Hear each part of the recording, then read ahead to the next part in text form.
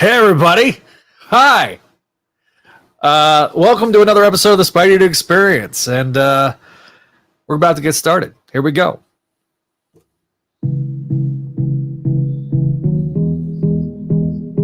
As you're hearing myself twice. Okay.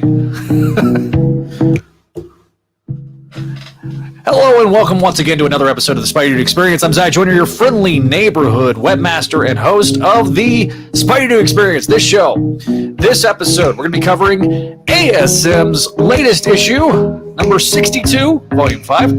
Or if you're following along with the legacy numbering, it's 863. So we're going to be talking a lot about that this episode, and I'm really excited to bring it to you. Of course, before we get started, I want to give a shout out to our patrons, Vinkman and Scott. Thank you guys for being our Patreon subscribers. Thank you for letting us provide you that entertainment. So if you like the show or you want to check out that Patreon page, become a patron today. You'll get some exclusive goodies coming to you very, very soon. But also, if you like the show, if you like the site, be sure to give us a review. Leave us a review on your favorite podcatcher. Give us a like, share, and subscribe if you're watching us on YouTube. And of course, follow us on the social medias. At Spideydude Radio on Twitter, at Spideydude Network on Facebook and Instagram. So thanks for watching. Minor note before we get too far in. For those that are not watching us on YouTube, which you should. If you haven't, you should do that. But if you're not watching us on YouTube and you're listening to the audio versions of this show, please excuse our references to our visual aids, as these are simulcast on Facebook, YouTube, and Twitter simultaneously. So if you just happen to miss out, you can always go back and see those visual aids on the YouTube page, Facebook, or Twitter. Once again, thanks to our patrons, and of course, I don't always do this alone. No, I have my guest hosts that want to say hi. First up, I have the devil himself, Neil Bogenrieder. I don't want to be here. I don't want to be told. I didn't want to say hello. The devil himself. I don't know why he called himself. Why are you calling himself the devil? I don't know. Because I'll think myself as just Spider-Man related stuff right now, and Mephisto's kind of on the brain. Mephisto's on the brain. Well, speaking of Boomer Adam. Okay, I can't read. The Boomer Dam. The Boomer Dam. Yeah. Boomer Adam. Hello, Boomer Adam. How are you, sir? It's good. It's a beautiful day. It's a great day for Spidey. Today's issue was a good one. Yeah, we'll find out more a little bit later. But we've got to introduce Paul, aka P Thug. What's up, buddy? I'm well. Just reading some comics, Yeah, drinking a Diet Coke. Read some comics. Read some comics. You got a new YouTube channel, sir. Oh, yes, I do. The Comic Binge. We are now live. I'm really very, very thankful for everyone that's subscribed and said nice things and have tuned into the shows. It's been for me, in a small time, kind of small pond, it's been a huge success for me. So I've been very, very happy. Thank you to everyone that's contributed and saw videos. It's been great. The Comic Binge on YouTube, and check us out there.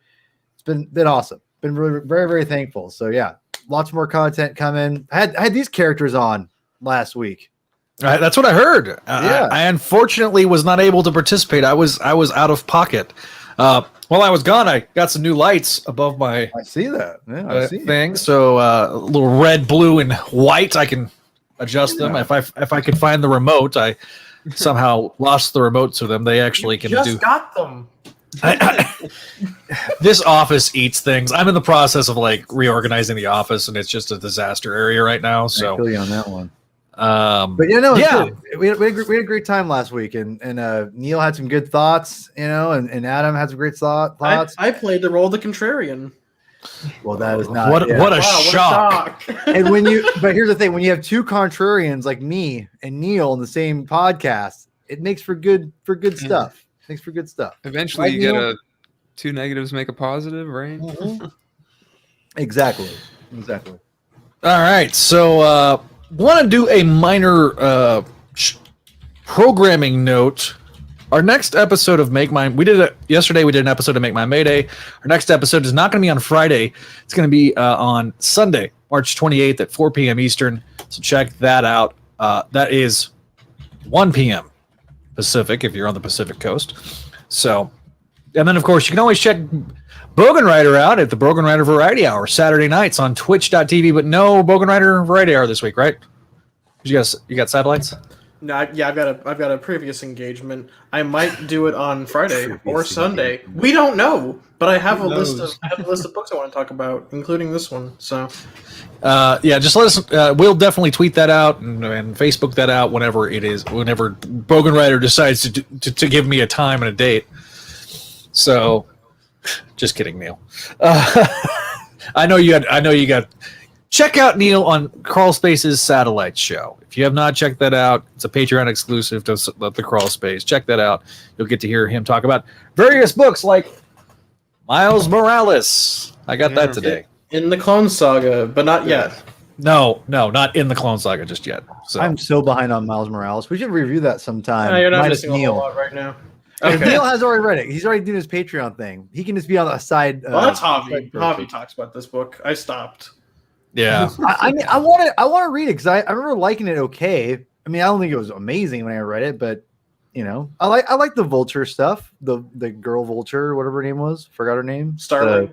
I knew I liked the name. I just forgot it. But yeah, I like that character. Guys, I like the name so much I forgot it. Yeah, dude. When I forget everything. Or not forget, but names. I'm really bad with names, like really bad. So if you want to. By the way, if you want to hear more, you can always follow Bogenrieder at Quillsniv on Twitter. You can follow at Hermann22 Paul. Please. That is where you can find out more about the comic bench. And if you like enchilada legs, at enchilada legs, that's Mr. Adam. That's and then you got me at Spideydude Radio. So hopefully, we're gonna have Adam on a show. We were talking. You know, I got your messages today, Adam, about a comic we're gonna review hopefully soon for the comic bench. A little mini review, a little back and forth, kind of like quasi Spideydude network. We'll see what happens. Maybe I'll even get Neil on here. We can talk about Guardians of the Galaxy or something like that. If he turned me on to, I like today. Did you read today's issue? I'm 2 issues behind. Oh, but read a new issue today. I will. I credit Neil to introduce me and encourage me to read that comic. So yeah, I even listen to people I disagree mainly with. So see. By the way, Paul. Yes, sir. I can see him in the background, but I got mine. It's beautiful. He is Frogman. Yeah, God, he's just so gorgeous. Oh God, he's just goodness. And for trade fodder, I also bought this guy, the Silver Surfer, the new Walgreens exclusive. Can I quickly talk about that for a second? Yeah. That for people, I had made my friend read that, and he kind of knew already what was going on with it because it comes with spoiler alert, all that stuff. I don't even want to say it. I'm not a big Coates fan, or Cates. Sorry, I would call him Coates. Cates. Cates. Yeah. I like him. I think he's a good writer, but I'm not like in love with him. Mm-hmm. That Thanos story is an all-timer, man. It's really, really good. And that whole part, I had no idea when I was reading it that was going to happen, and I was like, "Whoa, that's a great moment. That is a great, great moment." For those that don't know, you can see it on the back of the thing. The reason I got this was because so many people are like salivating over this because a lot of people missed out on the Silver Surfer, the first one. I think the best way to describe Cates is like the Zack Snyder of comic books, in that he is incredibly pretentious and self-indulgent, but he puts out a good product when he really tries. That's actually pretty accurate, actually. I think that. Listen, I'm one of those that did not hate Watchmen. I didn't hate it. I loved it. I thought it was a pretty good adaptation. Almost too faithful, though. But alters the ending completely. Well, they had to. I mean, giant squid. Come on. Hey, listen. I'm with you. But yeah, but he did. I mean, I thought honestly, with a mainstream audience, he did as good as a faithful adaptation for like a movie or for a story that's that insane. He did a phenomenal job. I'm a Zack Snyder fan. I don't love everything he's done, but or as far as the superhero stuff goes and the comic book stuff, but yeah, I mean, I like most of it. I like BVS more than most people. I'll say that. I don't think it's my point was more. And on this day, I actually, so I had gotten when I was working at Walmart, I had won a raffle to get the Superman cape that they would do at Walmart whenever Man of Steel came out. So I straight up wore that with my Superman shirt and did like a new 52 Superman cosplay for BVS. I was with jeans Morrison, Super Bro. Yeah, what was Super Bro was just a t-shirt and jeans. Bruce Springsteen. That's a Bruce Springsteen version. Yeah. So I wore that cosplay to BVS, and in fact, it was on this day that I went and watched it. It came up on my Facebook memories today in Time Hop. So, what were you gonna say, Neil? But yeah, what were you gonna say? But yeah, sorry, I think that Snyder is like a, I don't want to say auteur, but he and Case have a lot of similarities in that they have like these certain indulgences that they love to dig into, and you can tell when they're indulging. Like Snyder loves his slow, methodical, slow motion shots that go on for way too long, and Cates has his obsession with saying something is punk when it really isn't, and also talking about theology. I do like his Thor. His Thor has started off pretty interesting. I've been reading that on Unlimited. So. Wait, you said Zach has said these things are punk and they're not punk, or who? Or no, Donny Cates. Yeah, Cates. Like he and Scott Snyder have that same problem where they like think that everything that is vaguely edgy is death metal or something.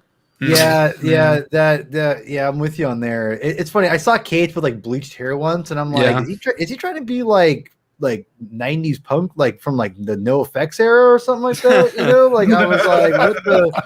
I'm like, which again, whatever, do what you want, But I mean, it was kind of interesting. I'm like, okay. And that isn't a knock against Case. That's just something I have noticed as a trend within his writing style. Yeah. By the way, want to give a shout out to Venkman for getting me this J2 comic. Dude, does Venkman give you everything? I'm still waiting for the second half of the series to go on Marvel Limited. We need to get the Change.org position out of the gutter and be a back long onto the time. limelight. Yeah, justice for J2, by the way. If only it had been collected back in the day, then it would be on there. I have the whole series, right? Because there's only 12 issues. Yeah. I picked up the whole series for like $15. So I've got. So here's the holes that I have in my collection. So he actually is going to send me. Apparently, he got 2 A-Next of the variants as well. So he's going to send me that. I think probably next week. What the heck, dude? What about us? You said everything to Zach. What are we? Chopped liver? Come on, Bankman. You send Zach a Cosmic Spider-Man trade. What about us? Come on. Hey Zach, here's some J2 A-Next stuff you don't have. Hey Bankman, I'm missing that stuff too. If you want to send it to me, wink, wink. Listen, he asked. If he's willing to do it. Like I'm just like, hey, I'll take it. I'll take it too. Bankman, I'll take it too. I'll take it from Zach. Oh, I'm kidding. Zach deserves it. He works hard. He works hard. Oh, thanks, buddy. But no, we're super. Like I said, I'm super excited. By the way, Matt Bird, happy birthday. He says, guys, it's my birthday and I just got done reading Spider-Man Mary Jane. You hit the jackpot trade and epic election for the Amazing Spider-Man Goblin's Last Stand trade. Want to read? What do you read next? Yeah.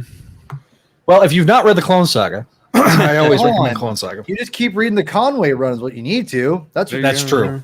You just go. That's true. What you do, sir, is you just go back and say, what was the last issue I left off on Conway?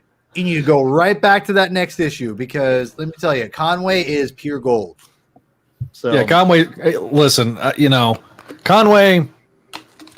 Sometimes he gets a little bleeding heart. Sometimes, especially later in the '80s, and like overly indulgent with that. But for his stuff in the '70s is really. I'm not saying it's bad. Let me make that clear. It's not bad. It just you can tell that he. Yeah, it's the Donny Cates Scott Snyder problem. Yeah, he was getting more and more like he said overtly political. Yeah, this dude created the Man Killer. To be fair, he did. Oh god, To be fair, one of his defining characters is Tombstone, who deals a lot in, racial politics with Robbie Robertson and, street crime. Mm-hmm. So, yeah, no, that's a great point. I just, look, I'm with you. I love the Conway run. If you're definitely go through and read it all the way through. I want to also answer Matt Auger's question. Hey Zach, when can we expect the rest of ASM Classics to hit the site? So we are on episode 36. There is 5 episodes left. There'll be an episode this week. I'm going to try to get it out tomorrow. And then so it's probably going to be once a week for a few weeks. We've got. I know the pilot has been done. Javi, I think, has done a couple of episodes. So I'm kind of spreading these out a little bit more and do maybe 2 a month for the month of March, 2 a month for the month of April. I found the 41st episode, and then I've got to find, there's 2 more that I have to find that's kind of like unofficial episodes, spiritual successors called Vietnam A Go-Go, where it's Josh, Don, and John back together. And they have these wacky it's based on, I think, if I remember Josh telling me correctly, it's based on like old Hellcat comics about when Flash came back from Vietnam, and it's like it's a whole comedy bit about what would happen if they were writing the comics back then. So I think there's 2 times they did that. So I'll put those specials out, and then we'll start season 2. Probably, I would say in June. So that's the ASM Classics update. You have it on tape now, everyone. So when it's June and it's not out yet, then you can throw tomatoes at me. It's fine. That's almost as bad as just doing a live stream and forgetting to take the live stream down or reschedule it. That happens. Nobody's perfect. I will definitely, and also I said this on Make My Mayday. The event calendar on Spideydude.com will be updated. We'll have all of the times we're going to go live on there. Also, I'm going to put the release schedule of the comics, what comics are going to be coming out that week, as well as the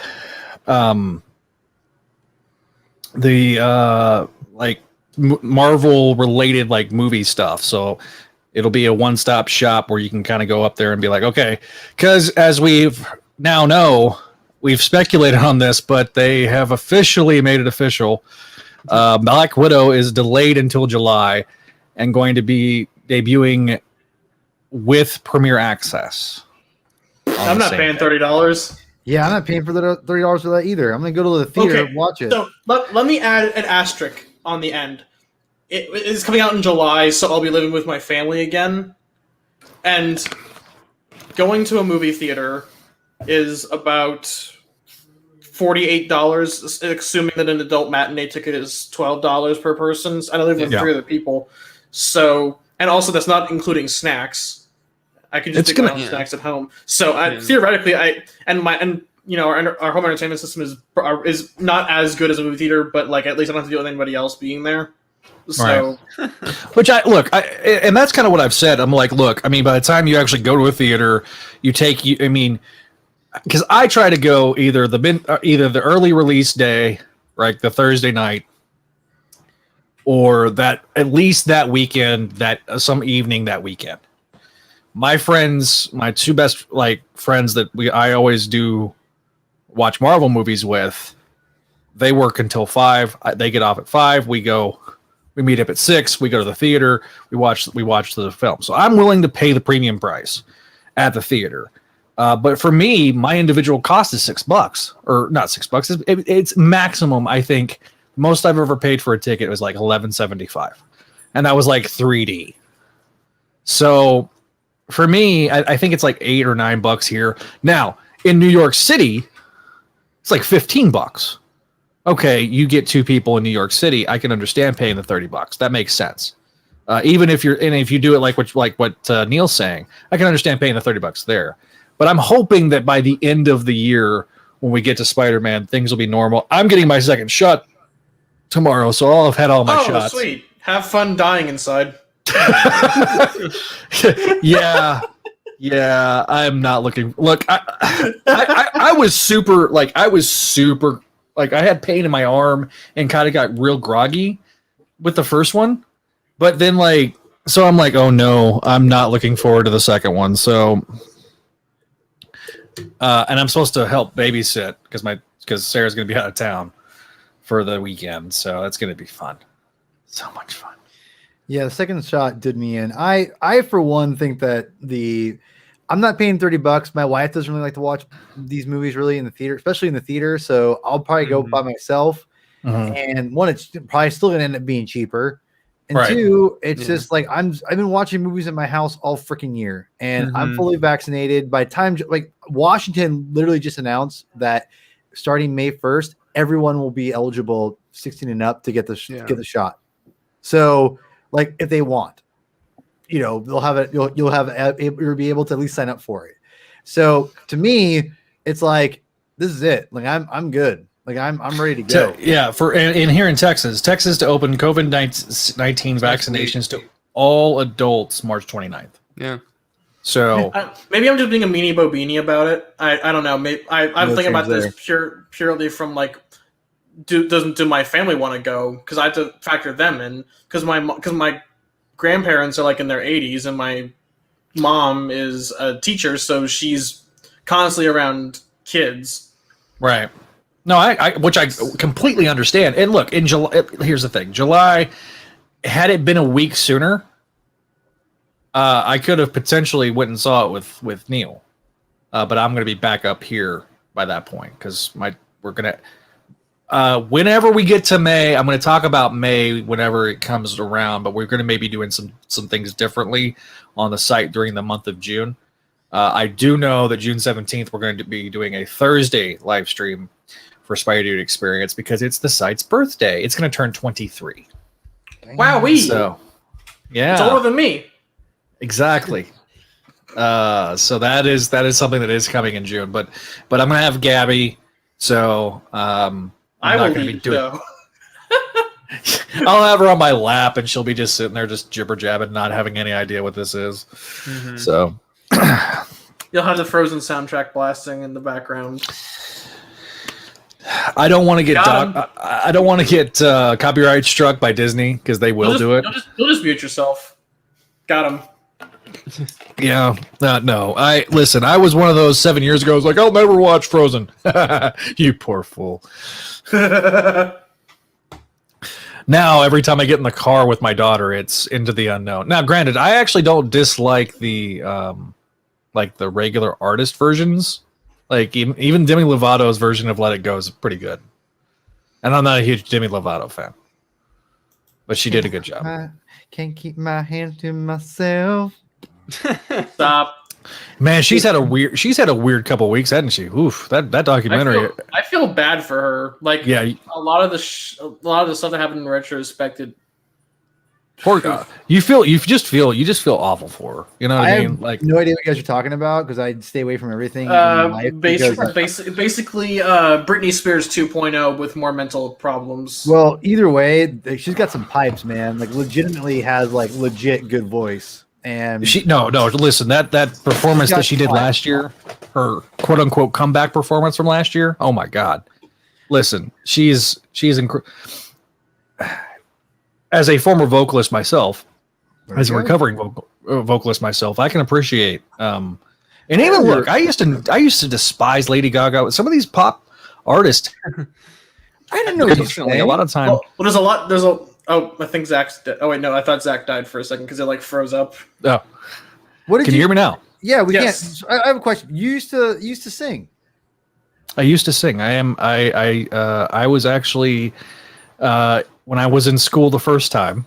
I actually was a vocal major in school. No, I was I did not know that. that. I was studying music, and Adam, we didn't know this.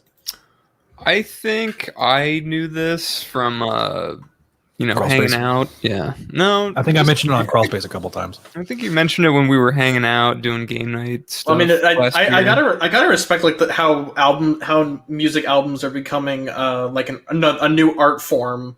Like, Always been because using Lady Gaga as our jumping off point. I don't know if anyone listened to her new album. I think it's Chromatica.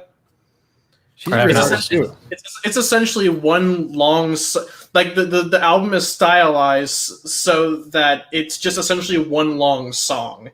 It's essentially like Janelle Monáe is doing a whole concept album about transhumanism and technology. I think that's really cool how we're using music as essentially the new. I guess, or a return to storytelling, because that's how we used to tell stories. Listen, there's so many concept albums from the 70s and 80s. Like Genesis. Tommy is like for me the quintessential. I think one of the best. I'm saying from my perspective at least. Like this is. Well, I'm going to tell you right now, and you can attest to this, Paul. Yes. Right now, we're going through like a quasi 80s renaissance with the way. The production is with most music. Blinding Lights was the biggest hit of last year, and that's like it's like a new wave like R&B song. Yeah, like if you look at Dua Lipa's new album, like she's essentially a return to British pop. Yeah, she and the Weeknd are two of the in my opinion the best artists we have in the market right now. I would put Bruno Mars up there too.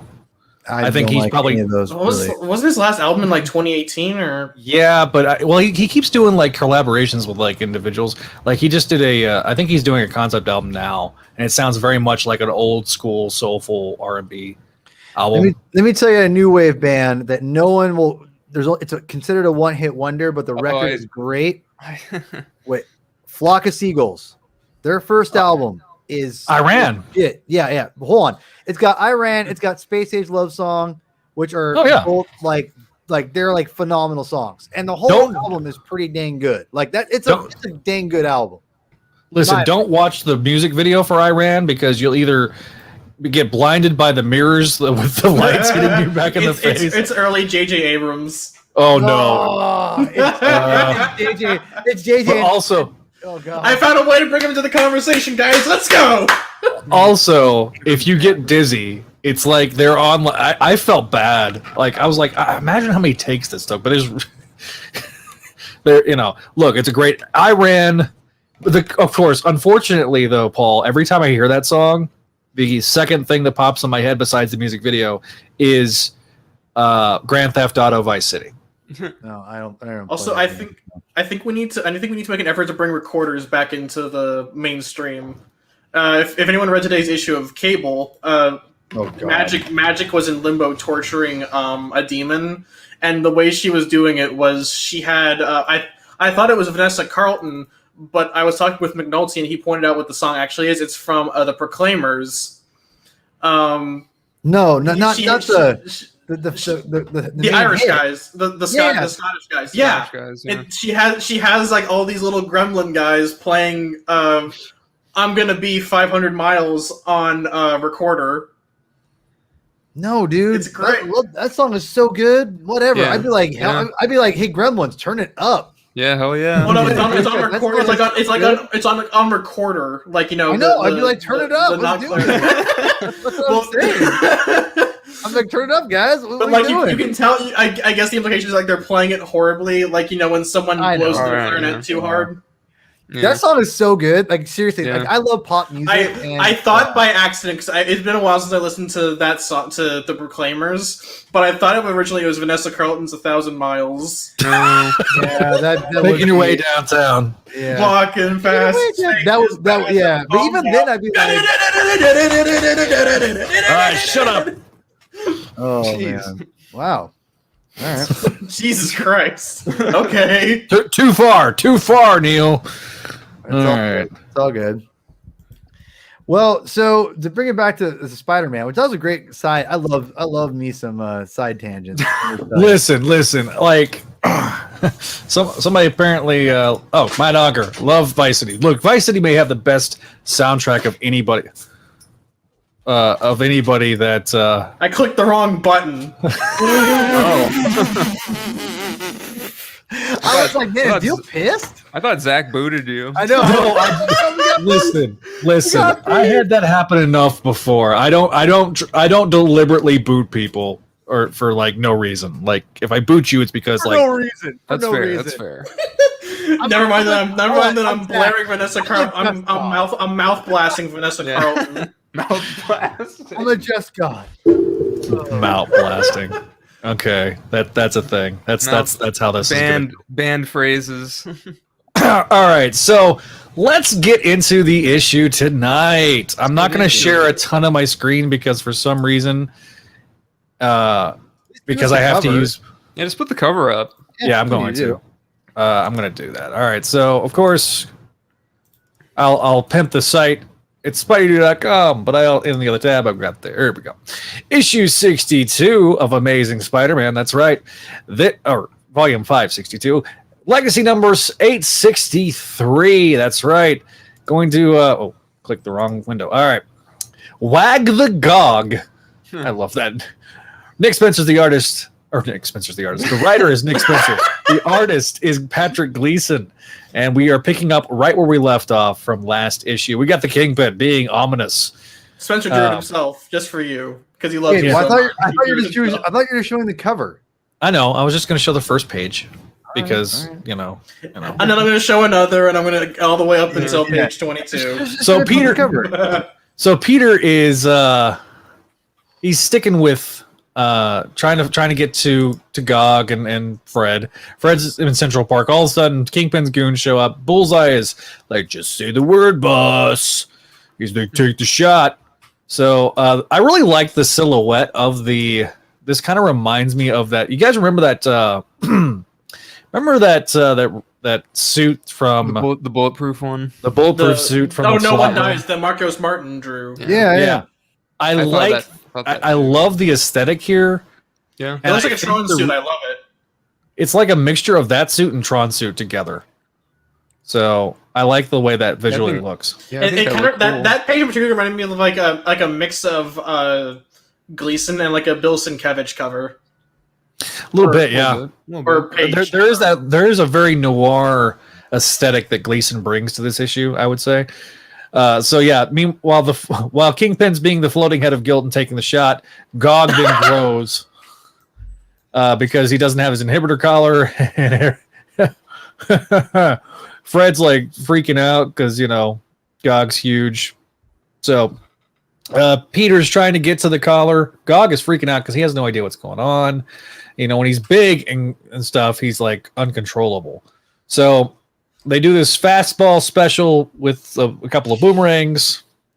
Peter grabs the boomerang, and as Gog is doing his best King Kong impression, manages to slip the collar back on and shrink Gog back to his baby Gog size, and Peter literally falls into like somebody's car. I'm sorry, whoever's car that is would be very, very upset. Okay, Don't worry, he can pay for it with his streamer money. Speaking of streamer money, we then cut to Robbie Robinson and Randy Robinson. They are at dinner at apparently the favorite restaurant when all of a sudden everybody's favorite curmudgeon, J. Jonah Jameson, shows up. So Jonah and Robbie are, having a conversation. They're sitting in the old booth that they always used to use because it was the bugle spot. And so Jonah is trying to reach out to Robbie to be like, hey, on our website, let's negotiate a deal. Let's do some ads on our mobile app and our website for the Bugle. So he's trying to help the Daily Bugle out. His heart's in the right place, but Robbie wants nothing to do with it, which of course insults Jonah, and he storms out. So they say he's never changed. We then cut to there's a great disgust image. Like there's that first panel on the last page of the Robbie Jonah discussion. That's a great disgust reaction image. I'm gonna save that. Oh, which one? This one? No, that next the first one on the first one on the page. Okay. Pardon our references to the visual aids. I mean, we did come up with disclaimers, so it's their fault for. That is a weird image of Jonah, though. I do love it, though. It's like a perfect reaction. Wait, what? All right, so... Why'd you sound like Scooby-Doo? Right. Jonah sounds like Scooby-Doo. Although this is also this is memeable right here. There's a very memeable crying boomerang. Oh my God, yeah. So, he's talking about, he likes the purple. So this is the first time Fred's ever been away from Gog. But guess who's taking care of Gog? It's Mary Jane. Yay. Wearing what looks like a discount Tron shirt, like the light cycle. Yeah. I can find Tron references everywhere in this issue. Hell yeah. So they're keeping Gog with MJ for a week or so, just until everything gets with the situation with Fisk gets settled. So Fred is being Fred here and just be like, I'm gonna miss him so much. So they're on this rooftop. Fred is taking some responsibility for the situation. He's saying, look, this whole thing is my fault. I'm gonna go get some payback. So Fisk is like, I have him now. He's visiting our good friend Kindred, who is just still in the box. Harry Dick in the Box Osborne. That's not staying in. It's live, dude. This is live. Excuse me, as I hit the cough button. We do have a YouTube editor button, so that's true. But we then cut to Tombstone. L. Thompson Lincoln, everybody's favorite mob boss. He's getting excited because he's like, "Oh, I just realized I get to knock off my Robbie's son. And I'm getting to get this is going to be a twofer since he happens to be the roommate." Glory comes and visits Robbie in the office and asks him how lunch was. Gives him the file, and Robbie's finally going through to see what they got. And turns out, and so then we go back to the next page. We're going to L. Thompson Lincoln. He's going to the rooftop. He's like, wait until we meet the maker. And so we get this double reaction shot of Tombstone and Robbie with Randy and what is her name? Janice. They're on the rooftop and they are making out, and this is not going to end well. To be continued. We are picking up that plot point where we left off. Before we do grades, I want to say that I love that, like, this is very in character for Spencer's take on Tombstone. He just pops his head over the side like a gopher and just sees his daughter making out with the son of his arch nemesis. Yep. So stay tuned for a couple weeks for ASM issue number 63 with that awesome backlit cover that we've already seen in the solicitations. If you pay attention to those things, it is there. Great cover. You got this is getting good, man. Yep. I love how many moving parts there are right now and how they're all kind of tying together. All right, so folks, we're gonna go around the horn. We're gonna start with Boomer Adam. You're gonna get the full screen treatment. Oh shit! Oh. Wowee. And your grade is what? An A. Adam's grade is an A. Tell us why. Let's see. I really enjoyed it. I thought it was really refreshing. It was fun. Let's see. I like that, Gog got his Gog smash moment. I didn't think he was going to die. I mean, I think if he died, people would have rioted, and, we know he can handle himself. So anyway, Boomerang was over the top in his way, and it was fun to see. Peter was acting smart. Took care of the situation very well. I like that, like Neil said, there are a lot of moving parts here. A lot of stuff is coming together. We've got, this big Kingpin and Tombstone plot, and the Kindred's there still. So, we haven't forgotten about him. And what else did I like? Let me see. I think I liked one thing that kind of stood out to me was the Robbie and Jonah scene. I got a vibe from that like, Jonah's hubris is gonna come back to bite him, because he's like, oh, I could have sold Threats and Menaces for a song, and now we're huge, and I feel like that's the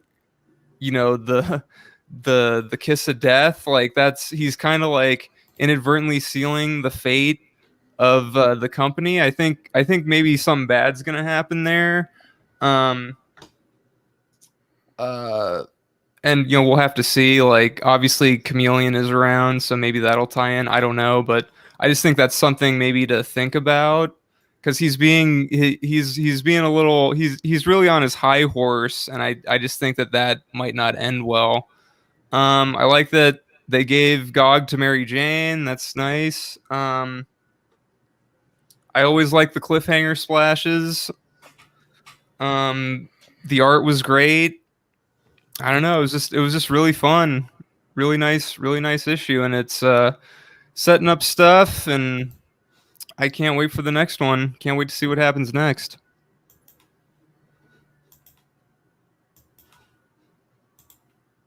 Zach, you're muted.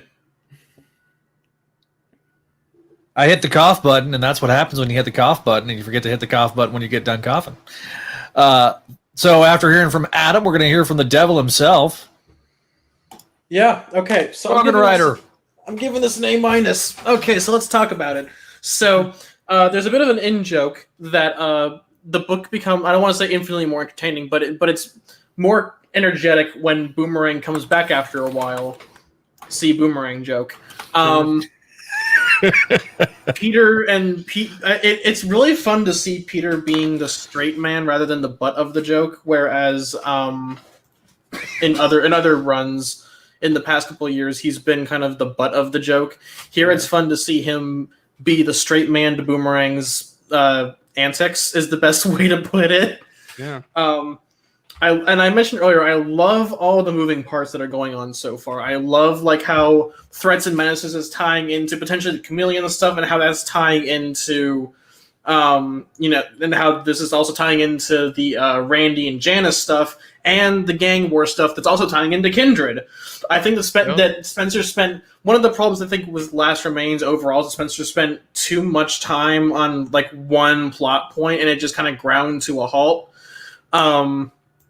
But now it feels like finally Spencer's like letting all the plots interact with each other as they should, and this is where he's really shining. The book becomes a lot more energetic when Boomerang and the roommate sitcom stuff, then stuff related to it, gets brought in. It was good to see MJ again, especially because I didn't think she would even show up this arc. So it's good to kind of tie her into this particular plot line. What was that, Zach? I heard someone go, "Ah!" What was that? Keep going, Neil. Keep going. I hear a loud bang noise, and because I'm in full screen, I can't see what's going on. All right. Sorry, Neil. Anyways, I think my only downside was the coloring was a little weird in some places. Like, you can tell when they just kind of slapped on a gradient for the scenes with Robbie and Jonah. Mm-hmm. Aside from that, there weren't a whole lot of problems. Also, Gog looked kind of, this is mostly a nitpick, but it's a weird way. It's the weird way that Gleason draws Gog. I get he was like a weird wrinkly space alien. But, Otley drew him a certain way, and I'm used to the way Otley drew him, because this is the first time he showed up since Otley drew him in 43. So it's just a weird transition, especially because I guess he's supposed to be the Baby Yoda of the. Though it could just be he's intentionally meant to be drawn ugly by Gleason. I don't know. I don't understand. Yeah, I guess it looked enough like Gog that I had no issues with it. No, yeah, it's definitely Gog. It just, they have different textures when it's Gleason and Delgado and not Otley and Fairbairn. Mm-hmm. It's not that I didn't like it. It just felt kind of radically different, and I'm not sure how I feel about it. But Spencer getting back in the in the situational comedy stuff, especially like with the villain stuff, and like the stuff that isn't like like wacky 90s sitcom on Friends tier level comedy, like the stuff where it's just like everyone bumps into each other by coincidence and everything goes horribly wrong because of it. That's where he shines. And so yeah, I'd give it an A-. A- for Neil. Speaking of big overgrown dogs, creatures. Hello, Wei Wei. Come here, Waylon. Come here. Wei. Hello, it's It is- mascot time. It's the obligatory appearance by the Company mascot. by the company mascot of Waylon. Oh, he closed his eyes when you hugged him. That's adorable. Yes, he's adorable. He loves hugs. He loves giving Aw. hugs. Big boy. So, he's a big boy. One of these days, Neil, you're going to meet him, I promise. All right. Yes. So, going over from Neil to Yes. P-Thug. Thank you. What's your grade, my friend? Would be an A minus. I like this issue a lot. I just like a lot of the Spencer stuff. I've been digging all of it. The costume is just really, it's winning me over. I am just getting more and more into it. The more we're only 2 issues into it, but it's really growing on me.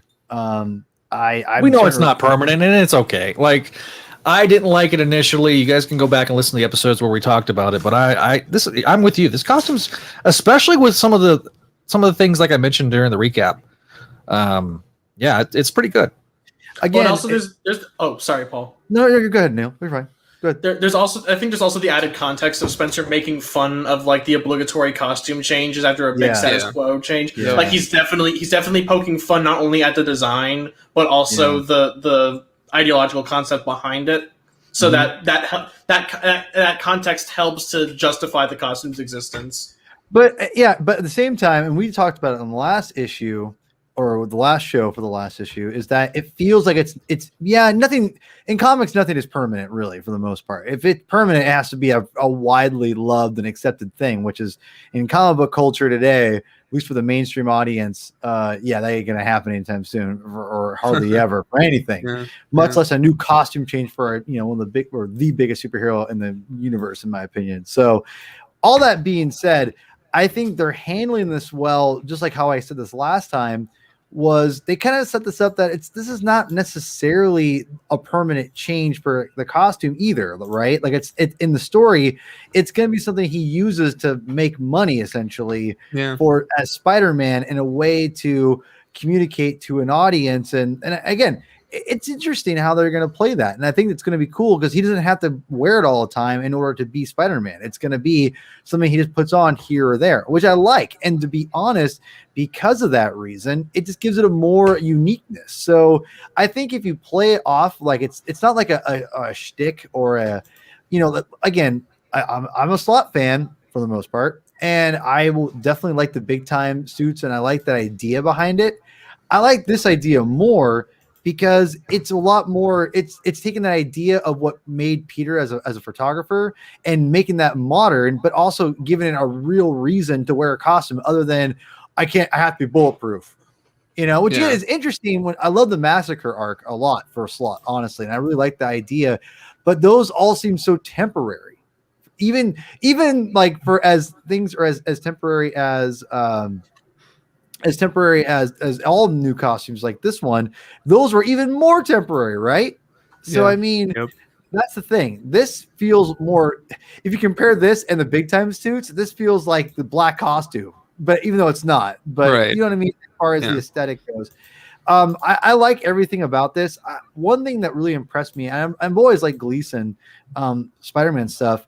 I love his story layouts, man. Like his, like the first page when I go and look at this, I love the first page where it's Kingpin and then you have his face and it's like the Spider-Man panel in between his face. Love that. It's little stuff like that goes a long way for comic books, in my opinion. It really makes it brings the medium out, and that's exactly the stuff you can kind of do artistically and aesthetically in a comic book that you can't do anywhere else, and it's perfect. I love the way he does it, and I love the fact too that Kingpin is being written as someone who's a lot smarter than just being, I want the tablets. Give me them now. He's not like J. Jonah Jameson with a criminal empire. He's a very smart man. That's why he's the Kingpin. And he doesn't have Bullseye shoot and kill Gog. No, he has him blow off the collar so he gets big and gets Fred all pissed off so he can go and attack him and everything. That's all planned. I love that. I love the fact that's emphasized in this comic book and everything like that. So, and I love obviously the reveal between Tombstone and Robbie and having that whole thing. I mean, Neil called it, and it's it's great. It's a really unique moment. You gotta wonder when Ed Brubaker created the Beetle, the new Beetle, was that something he ever had in mind? Because he made it, a woman, and then you also have Robbie Robertson had it. It's set up perfectly to have that thing. I don't know if that was ever an intention. Probably not. Considering how Brubaker pretty much just hates everything superhero now. Right, well, and also it was for like Captain America, wasn't it? So right, yeah, it was for Captain America. I don't think he made Janice. I agree. I don't think he did. Was she ever revealed as Janice until Superior Foes, or it was Superior Foes? I think is when Nick Spencer took the character and made it his own. Like that's okay. Because like I remember that she first appeared in like the first issue of, or not the first issue, but like one of his later issues of his Cap. And it was Baron Zemo, yeah. I wasn't sure if whether or not she was given a Civi ID until. I don't think she was. Or how about this? I think they established what her ethnicity. I can't say that word. Ethnicity. Ethnicity. I can't say that. I can't say words. Everyone knows. Why am I even podcasting?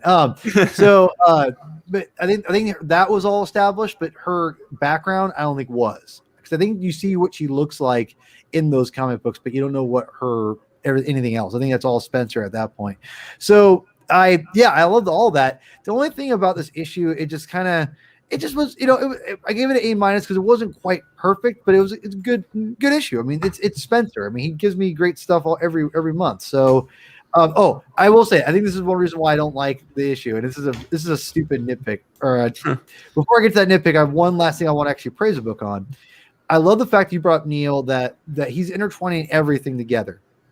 And I like that. The fact that Kindred now is a part of the whole Tablet of Life thing, which got me thinking. And maybe this is not just me or whatever, but I'm starting to think maybe Kindred needs a Tablet of Life. And that's why he's maybe, he's manipulating Kingpin more than Kingpin even realizes. Oh. That's kind of the impression that I got, is that Kingpin's like, standing around Kindred being all like, oh, that's right. Gotcha. You're in this big cube, and I the whole time I keep thinking about Nick Fury's line to Loki is, if he's the one trapped in, why am I getting the impression he's the only one who wants to be here? And that's kind of what I feel about Kindred. It's like Kindred almost, maybe he wants to do this. I think this is part of his plan. Probably, I think my prediction is, and who knows if I'm right, I think the Tablet of Life plays a part with Kindred somewhere. Like he needs a Tablet of Life for something. I don't know what, but it's for something. It would make sense to become human again. Maybe. Maybe, yeah. I think if we take the pre one more day Harry theory, and there are two separate ones. Like he wants to bring Spec 200 Harry back. Mm-hmm. That would be really interesting. Actually, I think there's something there. I don't think Spencer's a solid writer. And I say solid more like smart. He's a smart writer. He's not dumb. He's very calculated what he does. He always likes to bring things back up and again, he's great at that. I love that about him as he writes, because he knows what continuity to bring in and intertwine things, and he's done a great job of that. So I love that. So I think that's my prediction, that Kindred needs a Tablet of Life for whatever reason. And then my only nitpick is a Gleason nitpick. And it's not even it's stupid, but it's just it just seems weird to me. And maybe these are popular. I don't know. What the hell is Mary Jane wearing? Like those jeans, like those rose jeans? What is that? That's a 21st century piece of clothing. That's like early 2000s. Ooh, it's just I'm like, Patrick, bro. I'm not sure if your girl wears that or I don't know, but if he does, he's in his 50s, man. That's why I said maybe it's I don't know. He actually doesn't look it. He looks pretty young. My only thing is this: I think he's in his 50s. Hang on, let me go look him up. Well, it doesn't matter if he's in 50s or he's 20 years old. Those pants suck. I'm sorry, get those out of there. I'm not saying she doesn't need to wear pants, but just take the rows off. Those are ridiculous. Come on. So basically less pants. No, less rows on the pants. Listen. Okay, here's the thing about that, Linda. All right. Listen, Linda. Listen. Okay, I get it, but if you've ever seen Lucky Brand jeans and stuff like that, or I have. I don't want Ed Hardy stuff. That's what that looks like. You ever been to an Old Navy, Adam? Or not Adam, Paul? Of course, I shop there all the time. I love Old Navy. I've never seen. This is what they sell in the women's section. Wait, they don't not. My wife, when she goes there, I never once seen those jeans ever at Old Navy. If you've seen these jeans, let us know in the comments. Okay, let us know in the comments. Yeah, let us. Where's Kelly when you meet her? Where is Kelly? Where's just because she's a female, you just assume that she's gonna? No, I'm kidding. No, I want to know. Like maybe you assume that all women go shop at Old Navy. Yeah. I'm saying, where's Kelly? Listen, if Sarah exists in general. If Sarah wasn't asleep right now, I would go get her and be like, "Hey, wait, let me woman, I summoned thee." Yes, but why? She won't jump on the camera, but let me just show her. I'm gonna hold on. I'm gonna live, ladies and gentlemen. Hopefully, as you're doing that, Paul, I'm gonna hold on. You're calling your wife midstream. You're on live. You're on live. I need your help. All right. Will you come down here? Not on camera. Will you come down here and I can show you something? I need your opinion on something. It's very important. What is going on? What? I'm in pajamas. I know you're in pajamas. I said you're not going to be on screen. I just need your voice. Okay, bye. All right. What is happening? Anyway, as I was saying, because there's no other female representation here, I need to get my wife at least get her opinion on this because she shops at Old Navy one. This is amazing. This is amazing. Okay, anyway, real quick. I just realized this. Yeah. Hang on, real quick. Hang on. Yes, of course. Real quick. I just realized something that I didn't notice until just now, but I realized why Janice is into Randy, because he's her type, and if you've read Spencer's Ant-Man, which Beetle appears in, she's into washed up divorced men.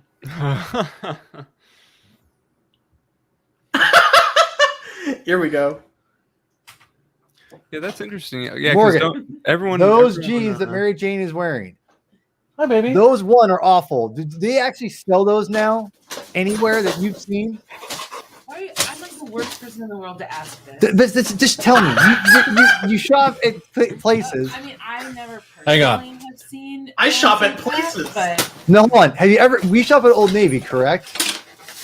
yeah, occasionally. Okay. Have you ever seen these jeans for sale at Old Navy One? Those are not Old Navy jeans? Okay. Wet seal. Wet seal. What is wet seal? Or like wet seal, or like. These are Forever 21. Maybe we can see it at Forever 21.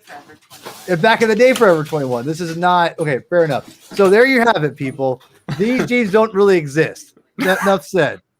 Anyway, there you go. Okay, fine. Morgan. Then she probably got a friend to sew them on or something. This isn't that that's hard. my problem. I just wanted to say that the kids. Have you ever these been days, to a college campus in the 2010s, Paul? The Gen Z actually. kids these days, they dress like it's the early 2000s now. This is apparently, this is what 9/11. Oh God, don't say that. Neil, it was Columbine on this comic binge. Now you're bringing up 9/11. What are you doing, homie? I walked out of the room for 5 seconds, and what in the world did I walk into? You trust me. We did the comic binge last week. Where it was a great show. And then at the very end, Neil's like, "That one time a Columbine joke." I was like, "What? Oh yeah, yeah, Oh yeah, yeah." I'm only laughing. Yes, he did. Zach just face bombed the comic. It makes sense in context. It does not make sense in context. It makes no sense. Okay. So I asked Sarah. It was an Archie Punisher joke. Oh yeah, it was. Yeah, you said the only people that like that comic are you and those guys. Okay, so I asked Sarah, and she goes, "Nobody's worn those jeans since the early 2000s." No, but what I'm saying is, it's coming back. Gen Z is wearing clothes like that. They're wearing early 2000s clothes now. But why? Why? Listen, I tried on a pair of Jinkos once. It was like. What? Why are we doing? Listen, Gen Z, I get that you're bringing like all of a sudden they're like, oh, we're gonna wear the low waist jeans. Listen, I survived this era. I don't necessarily love the high waisted jeans. However, can we just meet in the middle here? Can we just get normal wasted jeans? Just wasted jeans. Yes. There is no compromise in fashion. Because the high-waisted are mom jeans. The low-waisted, everybody falls out of. So you're going to be seeing somebody's ass crack that maybe you probably don't want to see. Okay, like it's just leave All leave right, it leave it in the dustbin of history. Put Matt's comment up. He says he says it best here. I actually appreciate this comment. Whenever I'm on Jeopardy and they ask me if those jeans are from Old Navy, I'll think back to this stream. I love it, Matt. You're my kind of guy, Matt. These you. jeans from Amazing Spider-Man number 61 are from what retailer? Matt, all right. what is Old Navy? Venkman, I'll take things that will never be asked on Jeopardy for 1,000, Alex. Hey, you never Venkman, know. When you actually send all of us something besides Zach, I will address all of your comments. Damn. Vickman asks what the fresh hell is going on. That's what's going on. And he said to light up the killing To be signal. fair, we've had an unprecedented situation where Paul calls in his wife to ask, "Oh, do they sell these jeans?" Incredible And I moment was amazing in podcasting Amazing. history. Amazing. This was this. Yes. All right, so I haven't even given my thoughts yet. You don't Well, need I to. haven't been able to We'll do it. Thanos snap this, so We'll like do I'm it. Thanos snapping back this podcast, okay? Because you got Thanos in your hand. That's the only reason I said that. That's fine. All right, That's fine. so I'm going to blow myself up on the screen. All right, my grade. I echo Neil and Paul. It is an A-. This is a really enjoyable. Is it the jeans? It's not the jeans. It's not the jeans. This is a really enjoyable issue. I really like that we're starting to get some momentum. After kind of feeling like we're spinning our wheels a little bit for a few issues, we're getting momentum. Things are starting to coalesce. I love the look. Okay, as much as I love Sal Buscema, I didn't love when Bill Sienkiewicz was inking him, but I always loved Bill Sienkiewicz when he was doing his own artwork. Sure. Right? I got that vibe, this very noir vibe with Gleason's art. So mixing that with the color palette, I thought worked. I'm liking the costume more and more. I think I would like it maybe if there was some more red in it. But especially when Gleason draws it, I like it more than the other covers. It's because of the big eyes. It is. It's because these big eyes and they work. Love the cover. Love the fact that we didn't lose Gog.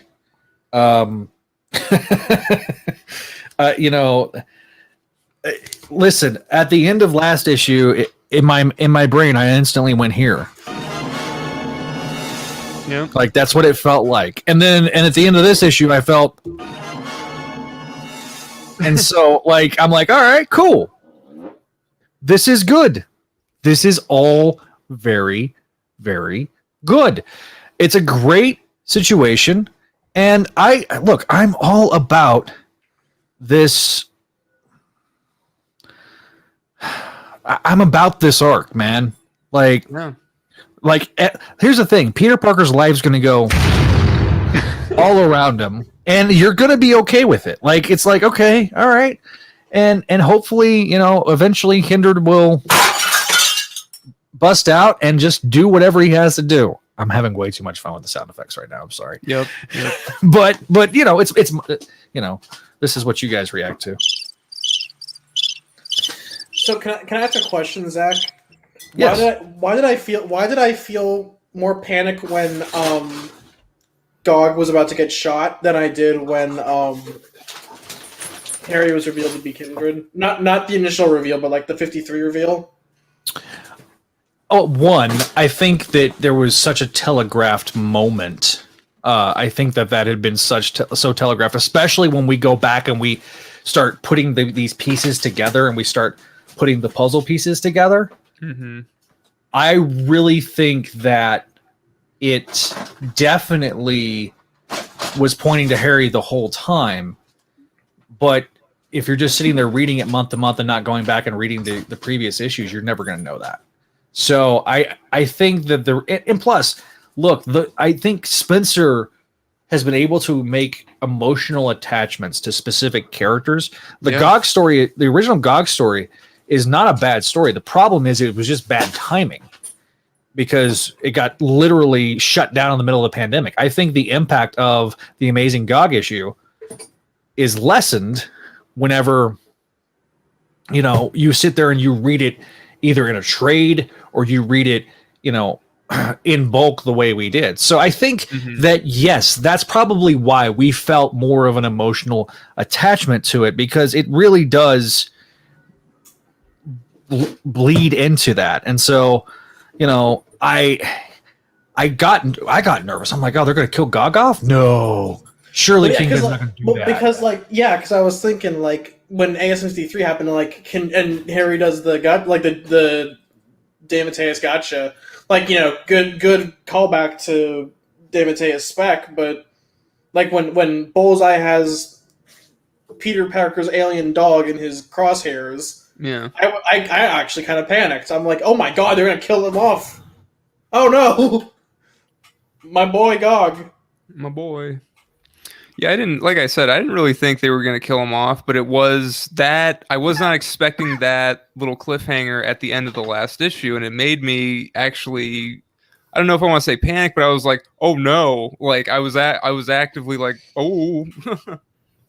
Yeah, I agree. I mean, look, those that have read the issue, give us a drop in the comments. Tell us what you guys think, because this is definitely an interesting topic. But yeah, no, I do feel that, look, today's cliffhanger obviously is another one of those that I don't feel the same way, because it's like, okay, finally we know this is where one of the times we finally are getting the solicitations where it's actually telling us something instead of being overly vague. The fight's so brutal. By the way, I also agree with Venkman. I think we all need a GOG Build-A-Figure. I gotta, like I said, I heard a rumor that the Stegron might be the next Build-A-Figure, but if that should be the following Build-A-Figure. So, but yeah, no, I really, really, really enjoyed the issue. I found myself, chuckling at the absurdity of Boomerang. My other thing is this. Okay, I'm sorry. Boomerang's got to figure out Peter's identity at some point, right? Probably, maybe, maybe. I don't know how it would feel with him knowing about it, because he's really not a villain anymore. Here's my guess.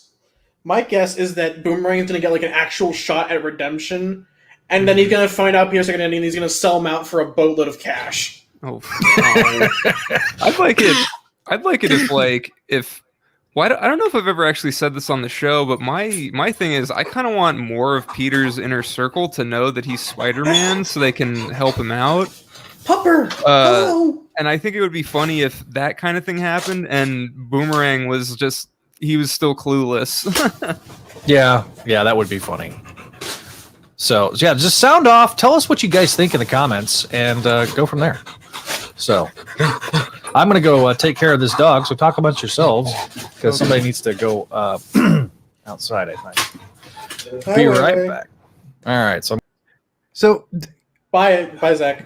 Bye, Zach. Sorry. Well, if I may, I would like to talk about that a little bit about Boomerang, because that's almost a criticism for me, to be honest, because I kind of feel Boomerang. I like that. I love the idea of Boomerang and everything, and the idea of him rooming with a supervillain, or whatever you want to call Boomerang. I guess you'd call him a supervillain, anti-villain. I almost said anti-hero, but I'm like, that's not really Boomerang either. But he's a joke, obviously. He's supposed to be like this joke character, which is kind of a bummer, because I've always liked the Boomerang character before he got a hold.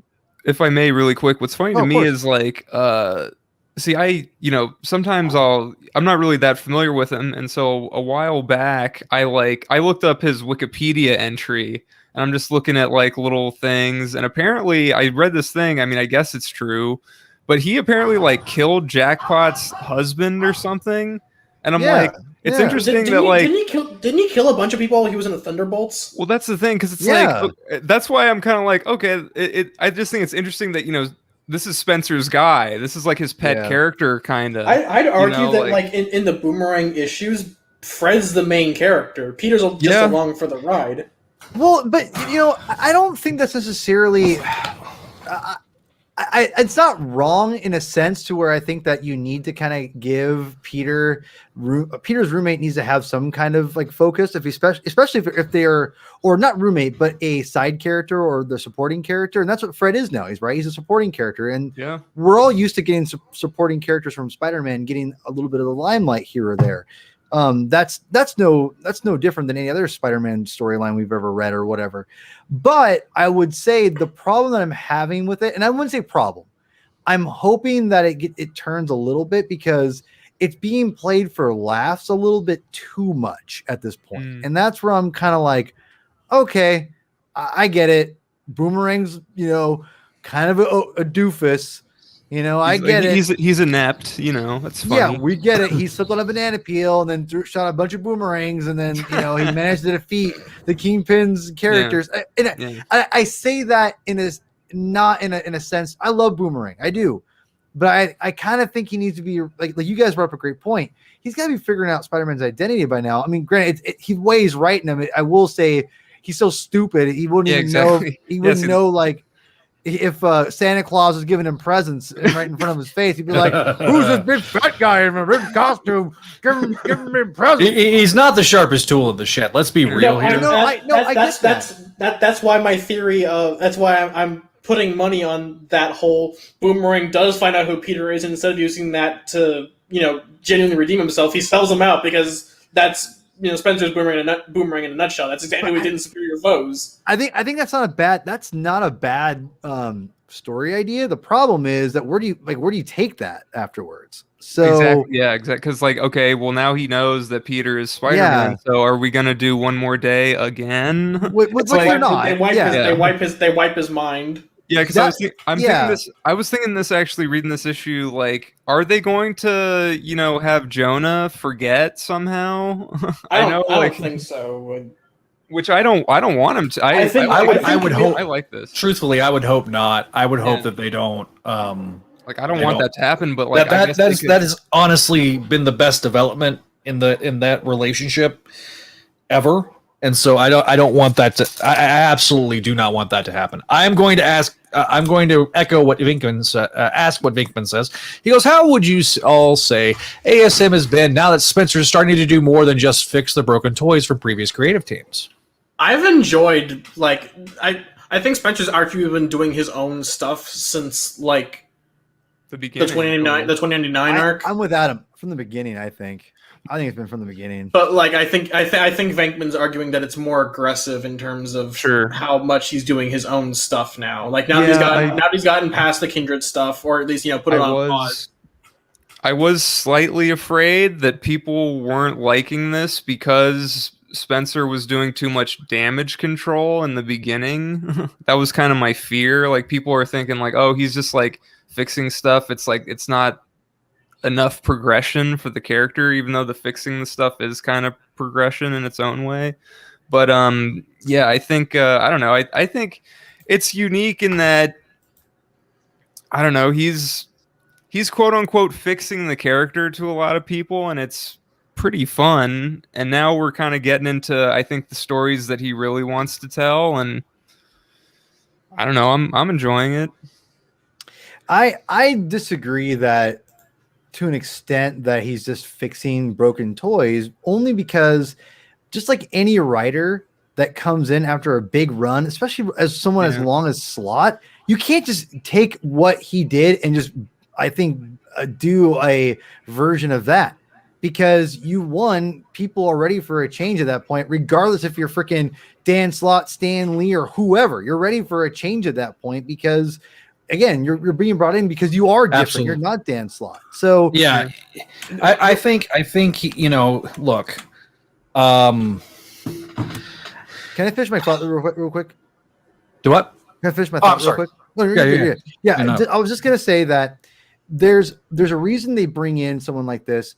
And granted, yes, of course, he's gonna change some things, and maybe you could argue it's fixing, or you could argue the fact that it's him setting up what he wants to set up. Sure. Because it's his story, I mean, it's like Dan Slott, built and made things different. It's like every writer does. That's my point, is that though we may never know for a while I think we will at some point, but we may never know. We'll never know for a while what truly was the reasons for Nick Spencer doing what he's doing. Was it to fix Dan Slott? I don't know. Right. I don't honestly think it's a lot of that, but I do think One More Day, with the obvious addressing of One More Day, that to me is the biggest thing. But that's not a Slott thing. That's some weight. Yeah, that's a big thing and altogether. Now that's a total changing of the guard situation, considering that most of Quesada's boy club is gone out of Spider. That's I think that's more a directive from Cebulski. Be like, look, this is obviously something that's been hanging over Spider-Man. We can't know. We still are getting letters about it. People are still griping about it. Every single YouTube video you watch about Worst Of, they mention that story. There it is, it's right. Please fix it. And it's usually number one. I mean, it's not almost universally number one of worst Spider-Man stories of all time. It's either that or Since Past. Yeah, listen. I mean, Since Past is usually there in the top three. I loved Since Past until part 5, and then I hated Since Past. Like everything was good until the Norman reveal, and you're like, wait, what? And so I love the concept of that and everything. Like whenever I get done with Forgotten Era and I get through the reboot and I get to the JMS era, I'm gonna do a JMS podcast eventually, and I'll be like, all right. Oh. I'm doing my reread, my whole Spider-Man reread, or read through whatever right now, and I'm in like the early mid 80s ish. I'm right when Run Friends jumped on is when I'm in right now. And when I get pal Ron Friends. Yeah, I love Run Friends. Or Ron Friends / Roger Stern. Excuse me. I meant to say Roger Stern, but Ron Friends too, obviously.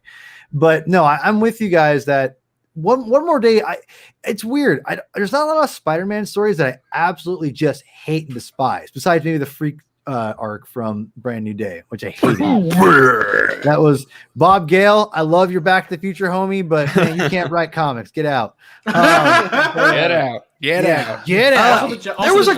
Also, the Jackpot stuff was bad. So was that was Mark Guggenheim. Yeah, Guggenheim. I think he created that character. Yeah, there was some decent stuff in there, or Guggenheim. I mean, Guggenheim did some really. He was probably at one point he was my favorite of the four.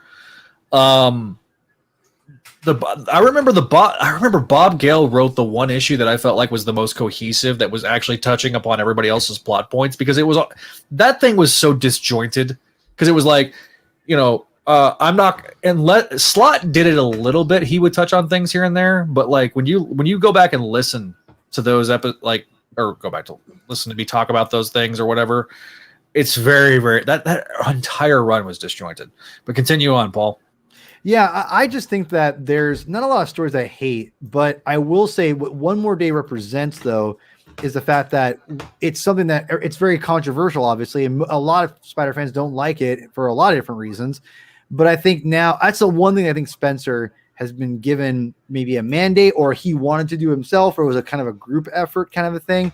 I don't think it's to fix, quote unquote, fix Slott's run. It's just to set up whatever Nick Spencer pitched to the editors, and he's having to adjust the characters, adjust everything, within the continuity to set up what he wants to do. And I think that's what you're seeing right now, is that you see all these years of building these stories that he wants to tell, and two, that he is been given, the right to, and he's just having to kind of rearrange things a little bit. And now we're seeing the fruits of that labor, and we're seeing it pay off. We're seeing a new costume introduced, and the reasons, a new status quo as far as, threats and menaces.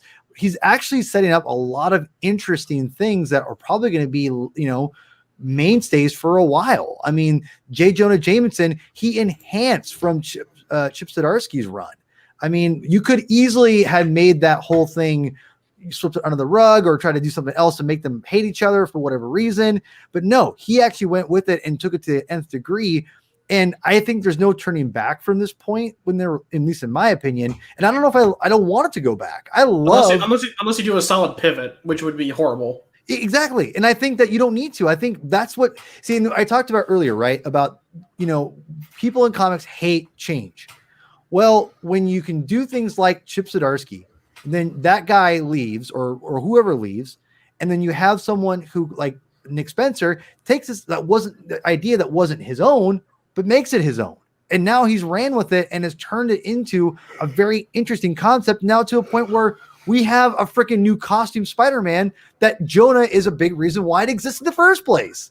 So listen, nobody was more great writing. When it comes to the Jonah Peter relationship, no one on this entire panel was more disappointed than me after helping, spark an idea, the original confrontation with Jonah and Peter in a boxing ring, drawn by Todd Knock, written by Peter David. I was so profoundly upset that we had. That was one of my things that irritated me the most about One More Day. It's like, dude, it was a great story because it felt real.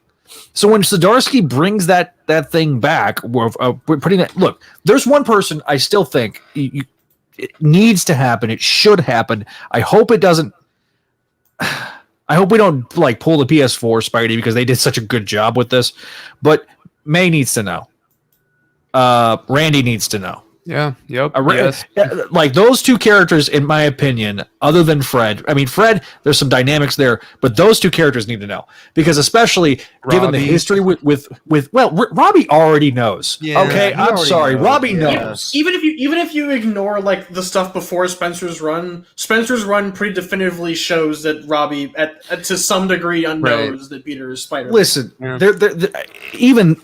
I honestly think that Spencer's such a big 80s, 90s fan that he probably remembers things like Spider-Man: The Final Adventure, and where that almost implicitly implied that, yes, Robbie knows, he's just not going to say anything. I think, wasn't It it? goes back to the Stan Lee days with Captain Stacy. I mean, honestly, Yeah. if Stacy was going to tell anybody, it would be Robbie. Oh yeah. And, now maybe Robbie could sit there and try to justify in his brain, oh, no, it's not Peter. Surely it's not Peter. I don't think it's Peter. He can, you can mine that internal battle between the two. But no, I think Randy deserves to know just because of all the things that have happened in the Randy Peter Parker roommate relationship over the years. Going even back to it was the one good thing that I felt they did right with the during the reboot era, and Paul Jenkins mined it for comedy gold a lot of times. But Aunt May needs to know. Truthfully, Aunt May needs to know, and I think that it's going to be the catalyst. Aunt May's going to find out again, and that's going to be like, speak of the devil, and he shall appear. So. I'm hoping look, I don't want to read too much into what's said on a letters page, specifically when it's said back to me. Okay. But real quick, I just now remembered. I wanted to bring this point up before we moved on that Spencer's additions to the status quo has affected more than just Amazing Spider-Man. It's affected, I think, not just the Spider line, but I think Threats and Menaces is kind of I think it's been mentioned in other books before. I think they mentioned it in Immortal Hulk, and I know that the new Silk book, Cindy's a reporter for Threats and Menaces. So at this point, unless you want, it's sort of like everyone who says oh, I want to undo One More Day. You can't undo One More Day without undoing 10 years of continuity for the rest of the Marvel universe. And I don't think anyone recognizes how monumentally screwed the Marvel Universe would be from its current status quo. Listen, you can't do the same. Honestly, this is the honest to God truth. You can't do the same thing that broke Spider-Man to fix Spider-Man. It can't. You just can't. It can't be done because you're going to erase things. Look, and you talk about things that Spencer's done right. He's done Carly Cooper right. Let's be real. Carly Cooper was a milquetoast, bland character that was the love interest. That's all her real function was. There was interesting bits like her being a police, forensic scientist and stuff. That was interesting, but they never did anything with it. And then she finds out Peter Parker Spider-Man. They didn't do anything with it. I give a damn more about Carly with Nick Spencer writing her than I ever did with anybody else. And that's where that illustrates further what Paul was saying is that, look, Spencer, I think, felt like there was things he wanted to address. He's addressed them. He's moved on. I don't think there was like this editorial thing. They're like, all right, Nick, do whatever you want. Because I will say this. Nick Lowe, I firmly believe, lets the storytellers tell the stories. Sometimes it works out really well. Sometimes it doesn't. Okay. Sorry, Paul. But he lets them tell the stories. And plus, let's be real.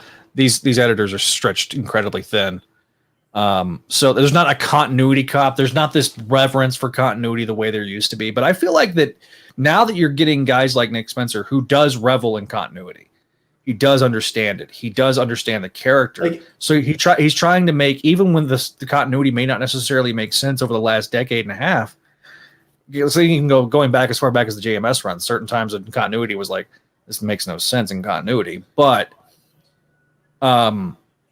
Spencer's doing his damnedest to make everything feel cohesive, and that's where I feel like with Vinkman talking about he quit last year. He's considering picking up the Spencer again in trade. Look, I'm hoping they'll do an omnibus. I'm surprised they haven't done it yet. Or like those oversized hardcovers that pick up like 12 issues. They just did that with Zdarsky's Daredevil.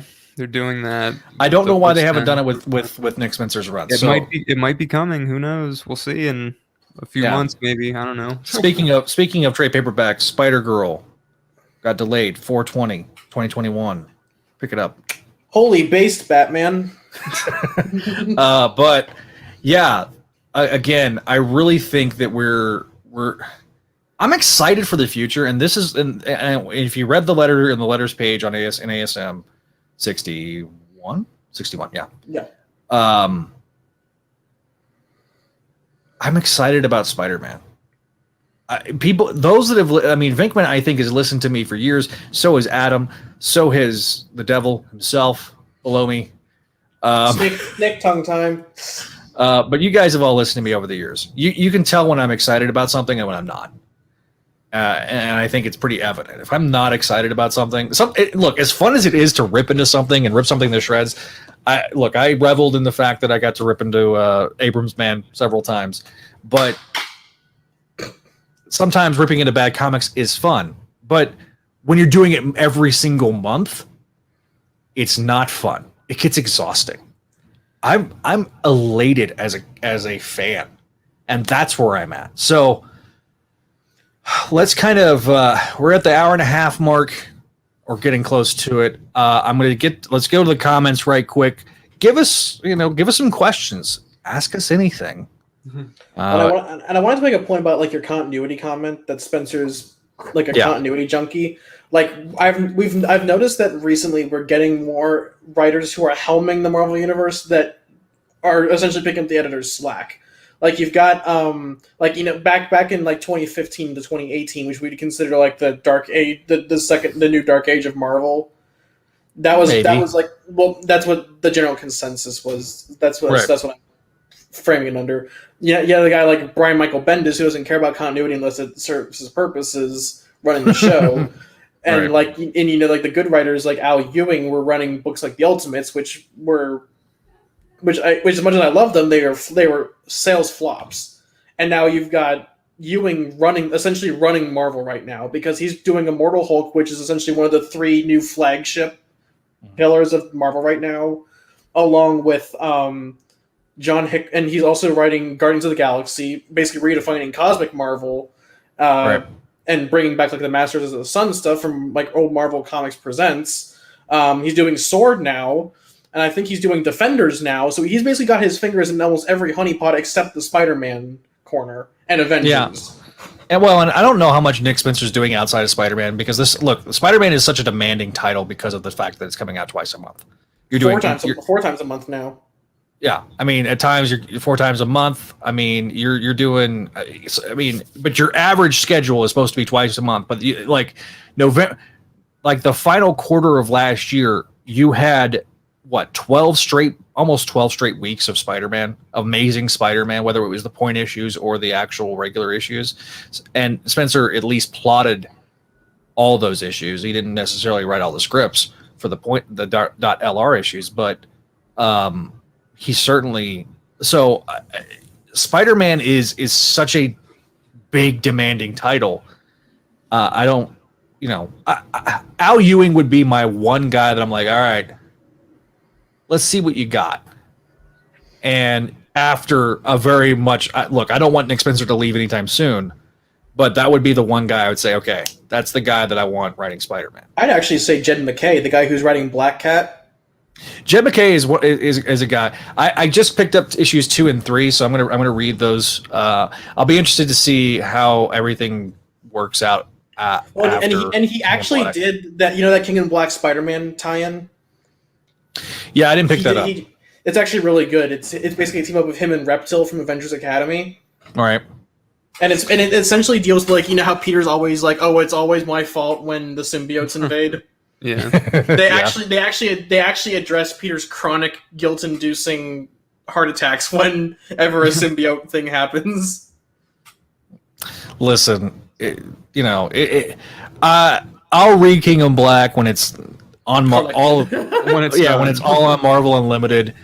I am so glad I don't got to do that anymore, though. Like that's the one thing where I'm like, okay. Like now, I've been the person who assembles the satellite titles, and knowing that King in Black is almost over, like we're down to 3 more issues. Like we've got the Venom tie-ins, and then the main book, and I think a couple of extra ones. But it is a chronic nightmare for me every time I have to write down this list because I'm like, oh my god, did I miss something? Oh no, Tyler, come help me, please. I appreciate the fact that they have checklists.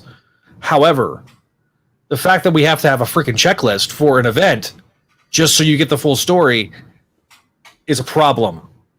And I don't know, the amount of time, at least with the Amazing Spider-Man, the LR issues, there was a checklist, but it was all contained in Amazing Spider-Man. I don't have to sit there and read 65 miniseries. I don't know. It's crazy. It's crazy what Marvel's doing now. You guys all brought up the fact that who would you want to be writing Spider-Man right now besides Nick Spencer? Whatever, whether when he leaves and that's actually a really great question. I don't know if I'd want Al Ewing doing Spider-Man. I mean, he can do anything. He's a great writer. I love Al, but I'm not sure I'd want him. I'm not sure if his aesthetic matches Spider-Man. Spencer was so perfect for me when they announced him as the successor of Dan Slott. It's a good question. I'm not sure if that person is even super well known right now. The little I've read of him, Philip K. Johnson, I'd be down with him at least at this point. He seems to be pretty dang good. I'm not sure aesthetically how much he gets the humor aspect of Spider-Man. But I could say right now, another writer I think that people don't talk about as much, he's been playing a lot in the Star Wars realm, is Charles Soule. I really think he is. Here's the thing. It might just be that I don't. As Soule is really into that ethereal visual imagery. Well, with Darth Vader. Darth Vader was a book that kind of made me think about. Hello. Oh, Spider Talk. Exactly. I might just being a purist. It's in the same way. I think it's kind of like how what you think with Al Ewing, because Al Ewing's a really big picture kind of guy who thinks in cosmic terms, and that doesn't really translate well to a character like Spider-Man. Well, the reason why I think Charles Soule might be decent at Spider-Man is, one, if you read his Spider-Man guest appearance, I thought it was a pretty solid issue. Yeah, and Daredevil. And his Daredevil, while not being phenomenal, it's not that bad either, I don't think.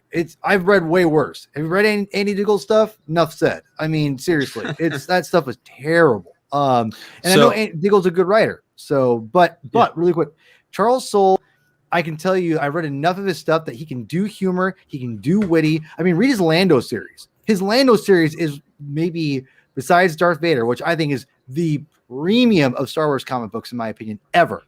Lando is not too far behind. That's of all time. It's actually incredible. Spider Talk is also citing Jed MacKay. So, all right, Spider Talk. Let me, for their audio listeners, I think Alice said he doesn't have much of a passion for the Spider-Man character. He also says, I think Jed MacKay is proving himself to be a promising talent for something like this. Look, he made me care about Black Cat in ways that I haven't cared about Black Cat in years. Also, if no one here is reading his Taskmaster, do it. He's reading Taskmaster. I Yeah. love Taskmaster. See, I didn't know Like, who was okay. I love like if you needed like if you wanted to continue like the sitcom aspect of Spencer Spider-Man, it's got to be definitely gets McKay. that. Yeah, you know what? That's funny. Because I didn't, I didn't look at who's been writing Taskmaster, but I've been really enjoying it.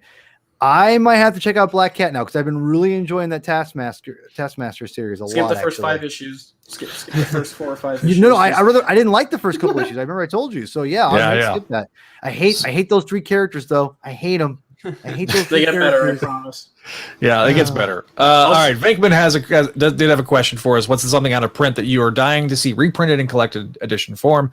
With 2021 being the 40th anniversary of Raiders from the Lost Ark, he keeps hoping that Marvel will put out an Indiana Jones omnibus. Well, I can tell you, Venkman, whatever I pick, I expect you to buy for me like you do for Zach. So, damn, so let son. me think here.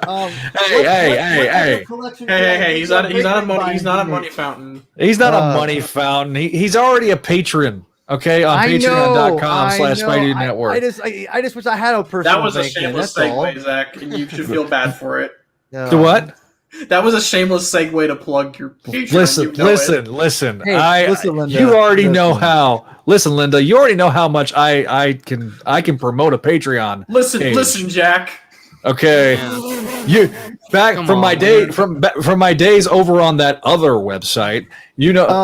I was the only one that would promote the Patreon, if you recall.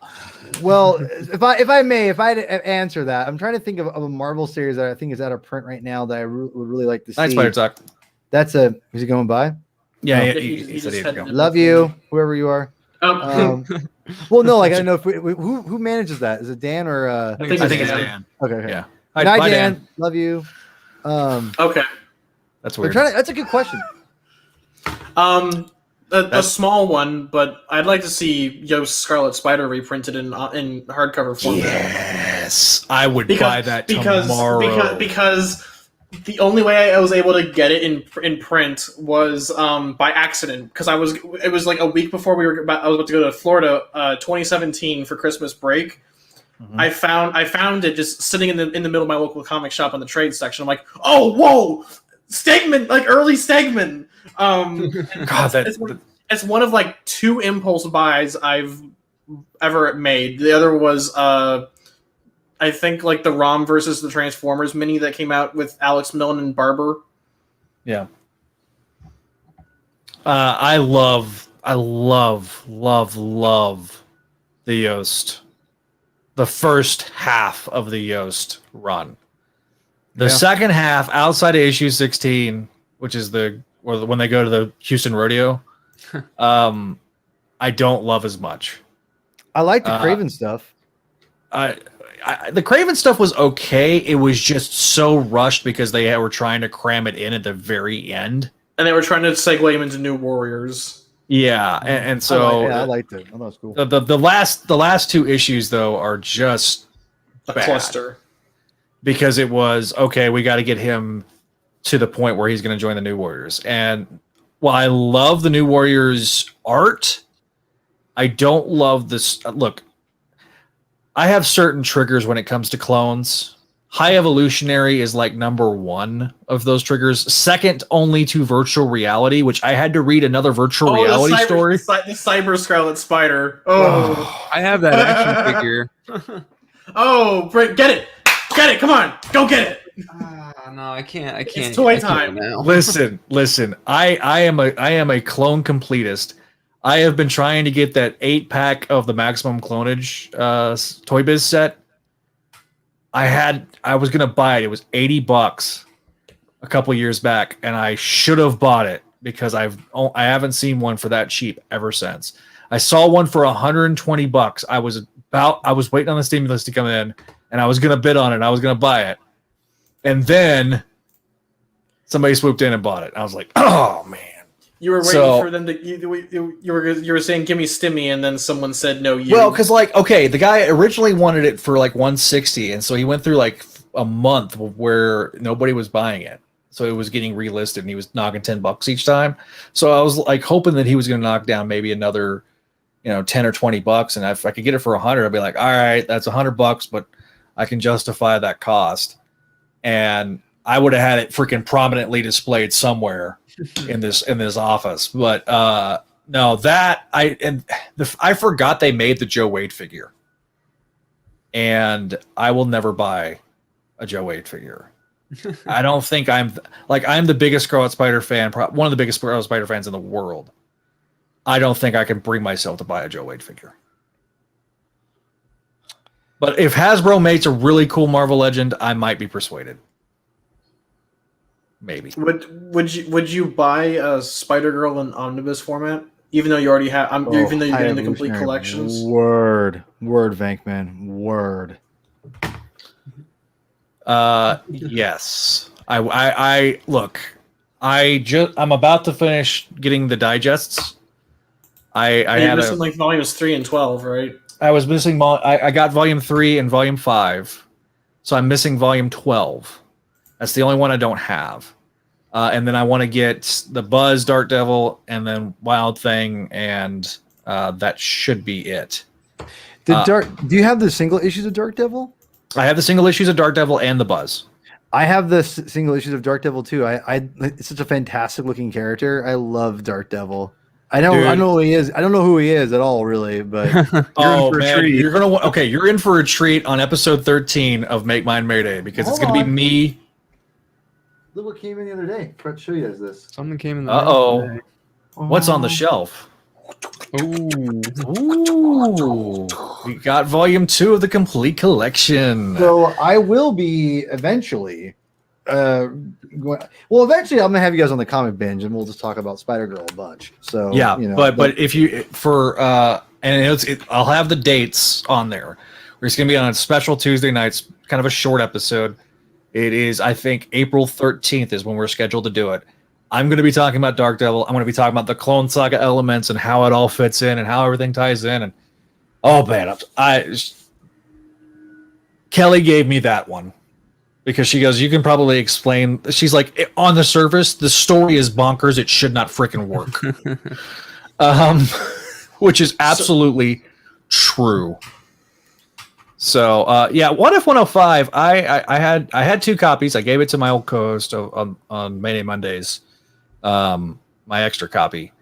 But that one's can be hard to find sometimes. I have that. I have the reprint that they did, and I have 0 of Spider-Girl 0. So I have almost every Spider-Girl comic in singles.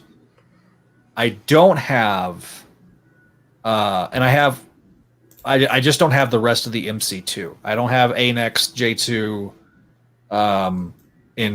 so I would absolutely buy an omnibus because I want to support Mayday and I want to support my friends Tom and Ron, because that definitely goes to them. But I also get Marvel. Can you get A-Next pretty cheaply on eBay right now? Because of issues 4 and 9, they tend to have. It's about $50 on eBay for the whole 50 for all 12 issues. So terrible. It's not terrible, but because it formally introduces Hope Van Dyne as a character. Oh, that's right. Speculator value goes up. So thanks, movies. They're helping the comic book industry. That's the one thing I give the speculator market a lot of credit for, is at least it helps even when it's like at a low time. It's for themselves. They are always driving the collector market at least somewhere, and it helps comic books. I just wish we could somehow bridge the gap between the people like me who don't really care about the value but care about the stories and collect. I like collecting, but I don't care. Like I have a beat up crappy version of like Spider-Girl Volume 1. I don't care. Like I just want to be able to read it, I want to have it showcase it. That's the whole point, But everyone's got their own things. I do have another. This isn't a Marvel book, but there is another book I kind of want to get reprinted. I do want to see James Roberts' Transformers More Than Meets the Eye saga in hardcover, because it's in the IDW Phase 2 collections hardcovers, but that comes with the Robots in Disguise ongoing, and it's like back and forth between the 2 titles in hardcovers. I just want the More Than Meets the Eye book in hardcover. That's it. I definitely want the wedding the '90s version of the wedding collection that Venkman sent Kelly. Venkman sent someone another thing. That's so interesting. Venkman, you want my address? I can give it to you. No, he's Hold on. I want to tell you guys what I want that's not printed. Okay, hold on. Venkman, are you listening? Oh God! All right. It is the Marvel Spider-Man graphic novel collection that has all these in there. Okay, well, so I have that actually. They reprinted Hooky and Parallel Lives, but I don't think they reprinted anything else in that trade. Well, irregardless, So I just but they did do that big hardcover like in 2012, and I have that actually. So if you're listening. All right, so he got his set of A-Nex for $60, but he's seen that full run go for over $100 on eBay. Paul, here's the thing with Venkman. You gotta like coax him out. It's like a hunting a fox. You gotta like coax him out of his. Venkman, please don't think that we're just trying to solicit your your generosity. You're not, but I'm trying. Listen, Paul. The thoughts of Paul do not reflect the rest of the Spideydude Radio Network. Of course not. But Venkman, if you want to support the other people, stop it, Paul. All right.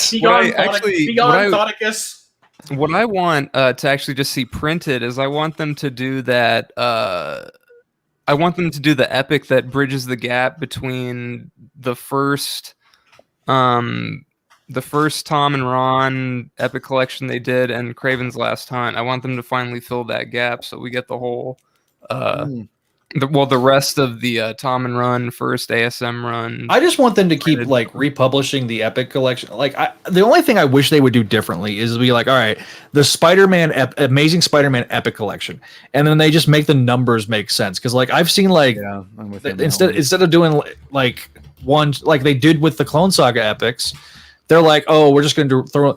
It's like the epic collection for the Marvel Universe. I'm like, no. The other thing I want to see is I want to see them collect Spectacular, and Web, and Adjectiveless. It's gonna happen. Well, the thing is, I feel like if they do a Spectacular line, I would hope that they would finally print the JM DeMatteis and Sal Buscema stuff. Speaking of, April 27th, I'm going to be on the Sal Buscema podcast with Chris Dedmond, so I will promote that on the channel and stuff like that. Wait, there's a Sal Buscema podcast? Excuse me? Yeah, so he's covering all of the Spider-Man Sal Buscema stuff. So like he's starting the Sal Buscema run. I'm going to be on episode covering issue 149. Who is this? Chris Dedmond. He's a friend of the site.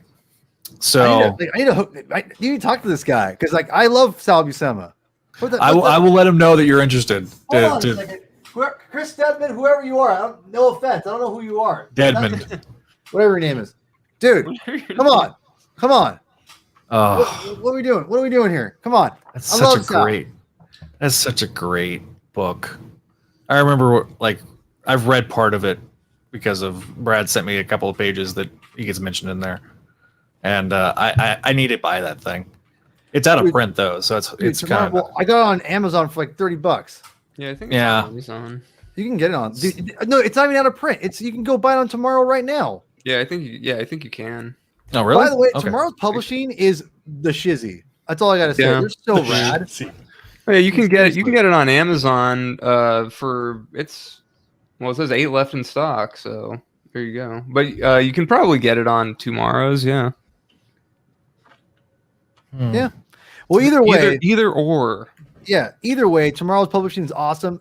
Sal Buscema is awesome. Go support both people. Win-win. Yeah, Sal Buscema. Look, if you really want to support that guy, definitely go to what is the name of the comics that Sit Comics. Sit Comics. Thank you. Oh yeah, they really do need to reprint the Owl War from Spectacular. I just think they need to reprint. They need to reprint all of Spectacular. I think that out of all the satellite titles, that's the one that needs to be completed. They start doing Masterworks. You can make an Omni out of the important spec stuff. Yeah. Oh my god, yeah, you could do so much. Look, Okay, in the hierarchy of satellite titles, it's Specs number 1. Yeah. I would say Maybe Web. I don't. Okay, Web's weird because Web doesn't have like definitive runs. Like to me, Web's definitive run, the Conway run, probably. I was going to say, is the Conway run, but that's so intrinsically tied to the Spectacular because he was writing Spectacular and Web at the same time. Mm-hmm. Obviously, it had some iconic issues like Craven's Last Hunt, Light the Night, certain stories that are iconic in Web, but. The thing is, I would put probably Adjectiveless second because of its impact. Sure. Because I mean, the McFarlane stuff is the McFarlane stuff. I think in terms of artistry, you'd have to put Web above. I would put Web above Adjectiveless in terms of artwork because of Alex Savick. But it had a fantastic artist. Just the stories are not that great. But then after that, I would put, Sensational, probably 4th. Actually, no, I put Friendly Neighborhood above Sensational. And then I put Marvel Knights below Sensational. I just think, even though that they ended up having the same title towards the end. But Boy, you crazy. no, I didn't like the most modern Spectacular for the most. Like, I didn't like the meta arc that he did, that Zdarsky did, but I liked parts about it that are good. There's parts that are bad. like the Sandman one. Amazing. Well, that Sandman story is awful. You and I talked about that on like early Satellites. We were like, "Oh, just end it." Just so bad, so bad. But then you look at the Amazing Fantasy arc, the 4-issue arc that they did, and that was really freaking good. Where they go back in time and completely just ruin the timeline. That was kind of cool. Yeah, it was a really cool thing where you get to see Peter like Peter that understands things meeting a teenage, like the 616 teenage Peter Parker. So, all right, we're gonna go for final thoughts. I think if anybody else has anything else to add, I will give you guys the floor, and then we're going to begin wrapping this episode up, I think. Boomer Adam, what do you think? It was a good issue.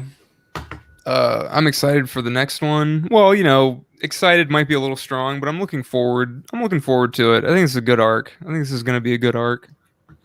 All right. Leave some comments in the comments, and we'll read them before I officially do the outro. The devil himself, Neil. Yeah, I think we had a great outing today. Not really a whole lot to say that we haven't said already. Just more of this, please. Also, Dark Horse, for listening, please reprint the Brian Reed Halo graphic novels, please. I will pay you lots of money for them. All right, Paul P. Thug.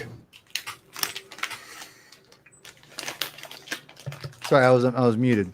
That's a total change there. I think that was a Neil. No, I think this was a great issue, and Mary Jane's pants withstanding. Incredible moment in podcast history right here. Yeah, and people think that I'm trying to be like funny when I tweet out things like no other Spider-Man podcast is talking about Mary Jane's pants or addressing Mary Jane's pants like we are, and I'm being serious. Like no one's addressing this. Like we are. No one was before we were. That's all I gotta say. So, we're pioneers in the Spider-Man podcasting universe here, as far as that goes. But yeah, this was another solid issue. Gleason, I love the way he tells the story, man. Him and Spencer, I think have got some good chemistry going now. Finally, it took a little time. I wasn't in love with the 2099 arc, but I think after Sins enter, whatever word you want to put in after this. Sins Rising. Yeah. I think that was a good indication of where they could go. And I think this is just an extension of that. And I really like the fact they're kind of grooving a little bit, it seems like finally. So, yeah, this is great. I love talking Spider-Man comics with you guys. You guys are awesome. And, it's been a blessing, being that we're all doing it. I mean this too. I mean, you guys are I'm really starting to kind of just get to know all these guys, for real. I don't know these guys super well, and I'm getting to know them, and they're great, with the exception of Neil. Just kidding, Neil, just kidding. I always say that because I say that only because I like Neil a lot, and it was, Neil has really grown on me in a sense to where I love this guy, and I had him on the comic binge. I had to have him on. So I will be on an episode of the comic binge very soon. Sure. You have no choice. It's either you do that or I quit. So it's not that big of a deal. But damn, Paul is chasing clout. Hey, listen, you guys got more subscribers than I do right now. I need to go on. I had a lot of help. It wasn't by me. I'll say that much. People are. I have a lot of sympathy subscribers. How about that? Listen, I'll take the sympathy subscribers just so I can change the name. Yeah, I'm grateful. Hey, I'm grateful. So I'll take everything I can get, because that's one thing I've learned in this business is I don't take anything for granted. And I really do mean absolutely. So yeah, I'm just really grateful I get to hang out with all you guys. And we're getting to know each other, and we're getting just kind of, we're getting our own groove on. And I think that we're getting this. This has been a lot of fun. That's why I take time out of my busy day. I had a crappy day at work today, but hanging out with you guys made me feel a lot better. I'll say that, and all the listeners. So please subscribe to this channel, people. If you haven't already, smash that like button. Smash the like button. Hit the subscribe button. Don't forget the notification bell. Can anyone do the Philip DeFranco copy pasta? Hang on. Thank you for watching today's episode of the Philip DeFranco Show. If you like this episode, please hit that like button, hit that bell, hit that subscribe button, hit that bell notification to get notifications for every episode we launch. And thank you to our patrons. Yeah, thank you to big thank you to our patrons, Vinkman and Scott. All right, so I can't thank Vinkman. He doesn't give me anything. Stop. Big McThankies from McSpankies. All right, Vinkman's final comment for right now is: other than the first issue, Web is really only notable for its crossover issues. The Web armor is notable for other reasons. Yep. Yeah, listen. The first Web armor is cool. All right, the first Web armor is cool. The only thing I don't like that PS4 did was they made it super shiny, and so it looked great. It looks cool. It looks great, but like when you're doing night stuff, it almost blends in too much. Okay, it's fair. And I get why they did it aesthetically, but I'm like, I would like more gray with it. It's sort of like with the slot armor, the Parker Industries armor, like they made it like a glossy texture instead of a matte. And look, it really that made me like that suit. The PS4 stupid glow. I even hate the glow on like in the game. I hated the glow in the comic, but I didn't hate the glow in the game. Like it worked for me. So we're gonna have to do like a whole like episode about PS4 stuff. I need to break down and just buy the especially in the context of especially I was supposed to say, and especially in the context of like Miles Morales. So definitely we'll be talking more things next episode. And okay, we're gonna wrap the episode up there. Whoa, sorry guys. That is the end of the episode. Thanks again for watching, and we want to hear from you. Have your voice be heard. Leave a voicemail at 818-925-6631. That's 818-925-6631. Be sure to tell us where you're calling from and what show you're calling about, because it's the show for all the shows on the Spideydude Radio Network. Leave us an email, of course. I'm dancing again. Leave us a review. Give us 5 stars on your favorite podcasting app. And, of course, be sure to watch the Comic Bench YouTube channel. Follow Paul at Hermann22. Yes, please. Bogenrieder Variety Hour normally on Saturdays, 8 p.m. Twitch.tv/Quilsniv. QUILSNIV. And once again, Make My Maydays next episode will be Sunday, March 28th, 4 p.m. Eastern, covering Spider-Girl 18 through 22. And we will see you back in a couple of weeks here on the Spideydude Experience, only on the Spideydude Radio Network. Thanks for listening, and we'll see you next time.